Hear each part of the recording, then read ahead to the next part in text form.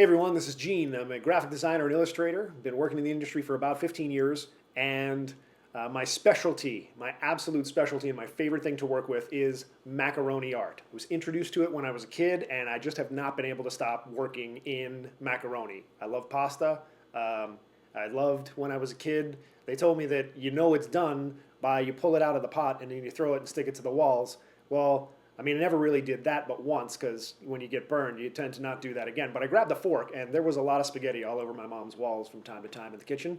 She got really mad, so eventually she would just sit me down with some glue and some macaroni, and that is what we're going to do today. We're going to get some glue and some macaroni, and we're going to cover the whole earth in macaroni art. Nothing says high class, expensive, hoity toity, art show, New York City upscale like macaroni art.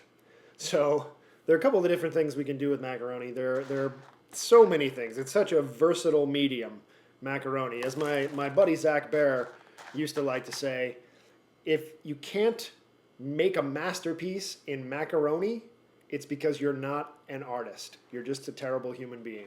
So anyway, one of the great things about macaroni is that it comes in so many different shapes. Now all we have here are elbows. And elbows, let me just show you a couple things you can do with the elbows. The elbows are generally pretty regular, and there are so many different techniques to the laying down of the macaroni. The first thing is, obviously, you can do just straight, boring, symmetrical macaroni stacking, okay? And one of the great masters, Doc Abe Felmley, used to paint this way, and by paint I mean glue a bunch of macaroni. And you're just going to stack the macaroni on top of each other like this. Now this is always good for trees, or if you're doing like a Doric column in front of maybe you're making the Pantheon or something. You want to do just a straight up column. That's good for that. But that's basically one of your beginner macaroni stacking methods. Now, especially with elbows, elbows are just so versatile. Let me show you something else you can do with elbows. It's a little more of an advanced technique. You can butt them right up against each other, and elbows naturally will make this circular shape. When you just push them all together and make sure there's no space in between, okay, they'll make this spiraling circular shape. And obviously you have to be careful with the last one and find just the right macaroni, otherwise it's not going to come together exactly the right way. But I'm an old hand at macaroni art, so you can make these nice circular shapes here. Use that for a sun, use it for a wheel. I like to use wagon wheels, the wagon wheel macaroni, for anything roughly quarter sized in a lot of my pieces. But we want something a little bigger. We can get bigger macaroni actually, and bigger elbows, and spiral them like this. And it's just an interesting technique. Another technique, of course, is the interlocking. Now the interlocking technique was pioneered back in the 70s by a man by the name of Simon Garlock. And he used to do a lot of chain macaroni art, where he'd just go in and just interlock.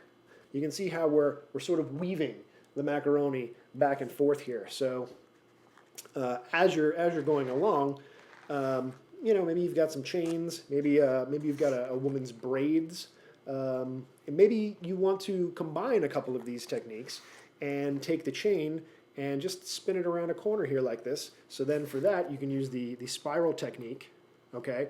And then you can begin an interlock again by just pushing one of your spirals out a little bit and then beginning another interlock. See, macaroni is probably the most versatile artistic medium in existence, and very, very underrated.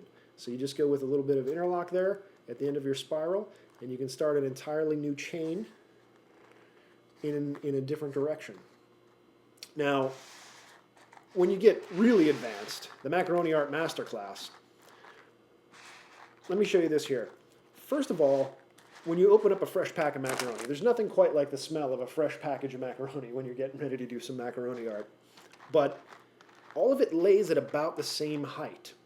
So let's say you go in, and you can either use Elmer's glue or you can use this real high quality glue stick that we have here, and glue down the first layer. You can paint over this. Obviously, if you're an amateur, a lot of amateurs like to cover up mistakes with actual paint. So I'd probably shy away from the paint, but you can paint it if you like. I mean, you know, this is your macaroni art after all. But it'll all be on the same level, and then you can go in and add a level on top of that first level to not only give it texture, but also to give it relief.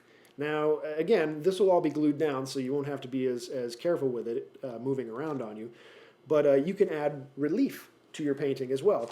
And you don't just have to lay parallel levels on top of one another. You can actually turn the macaroni, okay, and combine the interleaving technique with the chain technique, and so you have these little outward loops this way. So anyway, those are just some of the ideas in the long history of macaroni art that you can use in your own macaroni art at home.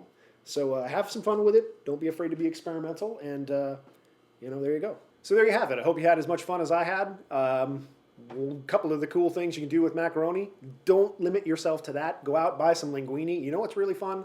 Grab some of those giant lasagna noodles, because those things, with a lot of glue, because they're huge, and a bunch of lasagna noodles, you can make some serious, serious art. All right, thanks for watching, guys. We'll see you next time.